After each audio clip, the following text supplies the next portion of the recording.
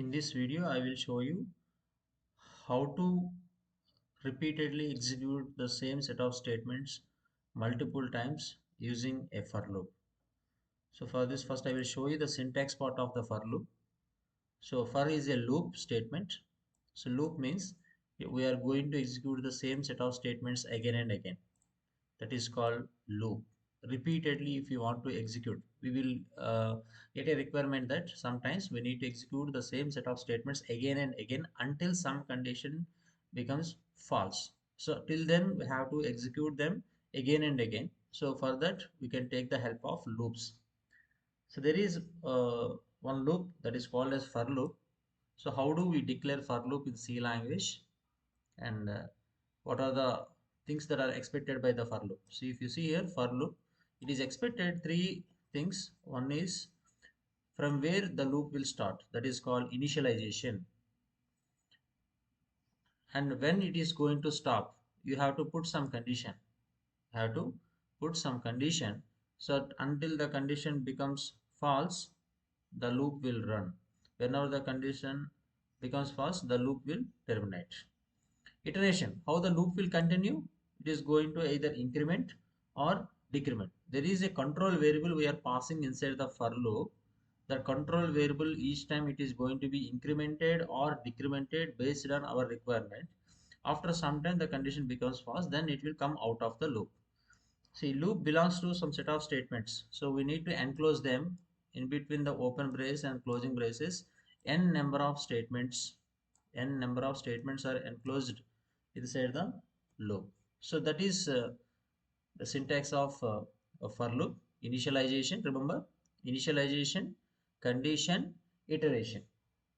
Initialization, condition, iteration. Suppose if I want to calculate the sum of first n numbers, so how can we calculate the sum of the first?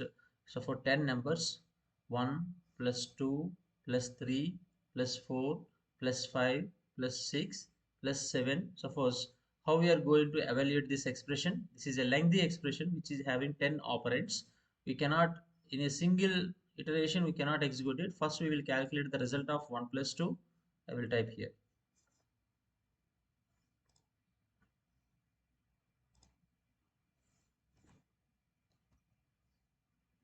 1 plus 2 plus 3.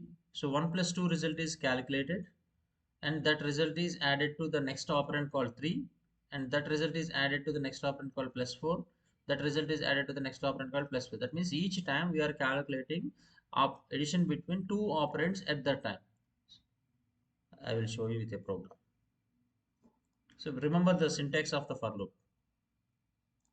Now I will open the editor.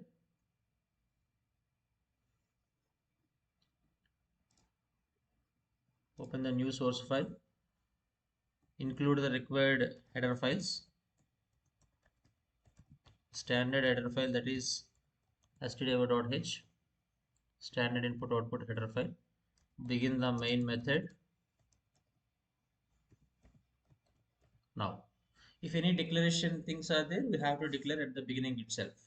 So our aim is calculate the sum of the first n numbers. So we need to collect two input values. One is, we need to collect only one input value, that is number. Up to what number we are going to calculate the sum? Up to first 10 numbers, or up to first 20 numbers, or up to first 30 numbers, like that. So n value we will collect from the user, and we are going to calculate the sum. Initially the sum is initially with 0, nothing is holded.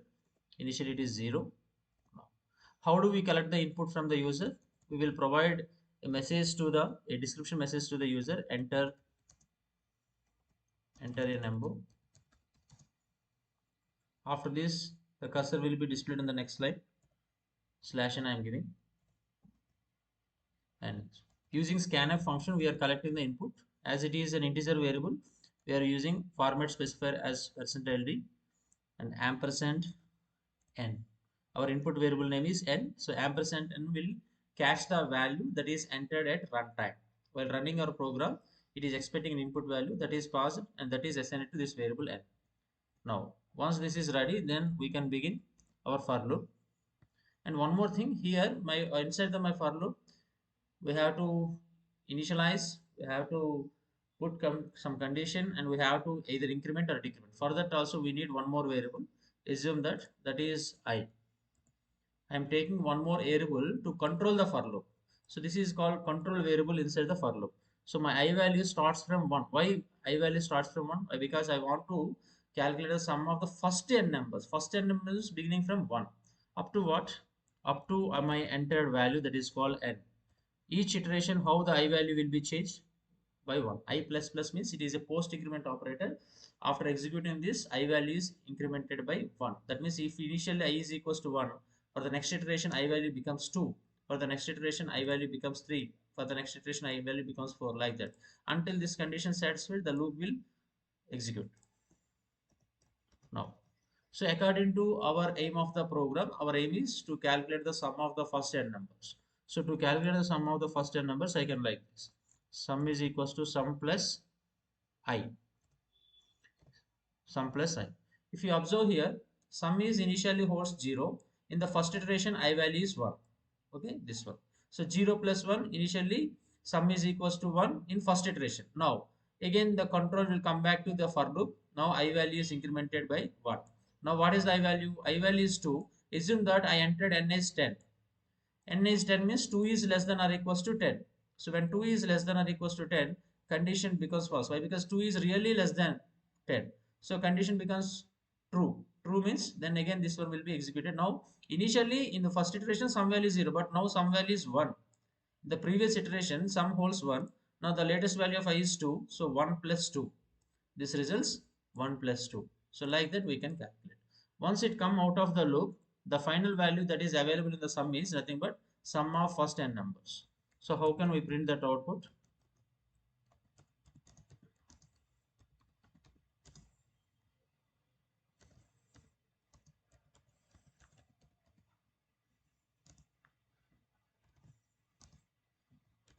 So I am going to print this one.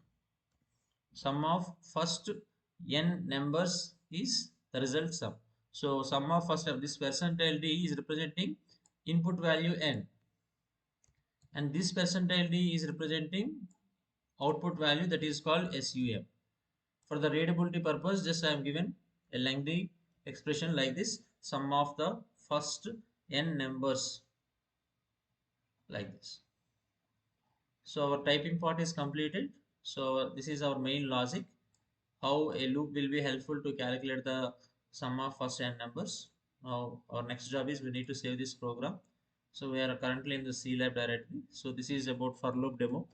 So for loop, it is my first demo program about for loops. So for loop demo 1.c. Now after this is the icon for compilation, or you can use F9 button to press in your keyboard to for compilation. At the time of compilation, we can find out if any errors are there in our program.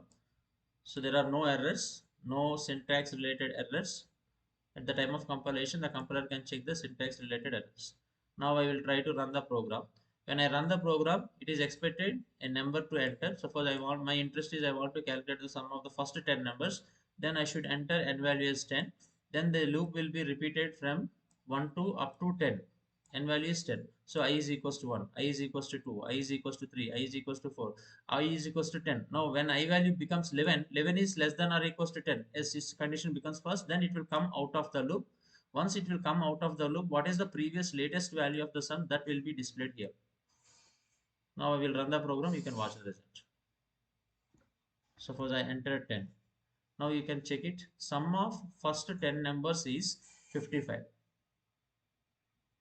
So if you remember, we have a formula, sum of first n numbers, n into n plus 1 by 2.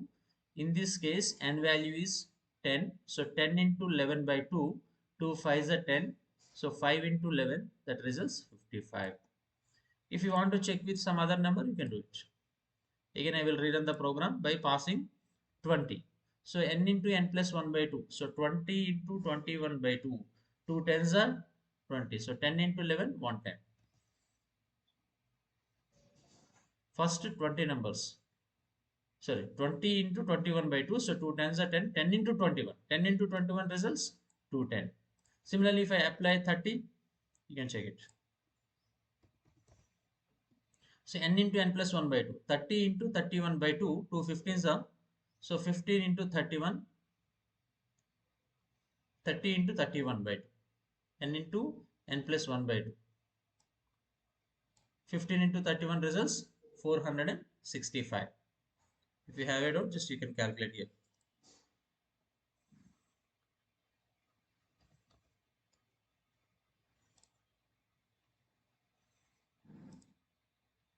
15 multiplied by 31, which results this number 465. So like this we can calculate the sum of first n numbers with the help of using for loop. For loop, as per the syntax, we require initialization step. We need to keep some condition, how many times this loop is going to be iterated, or how many times this loop is going to be executed, so that how many times is addressed by using this condition, and how from one iteration to the next iteration how it jumps based on this iteration. So this is a simple example using for loop.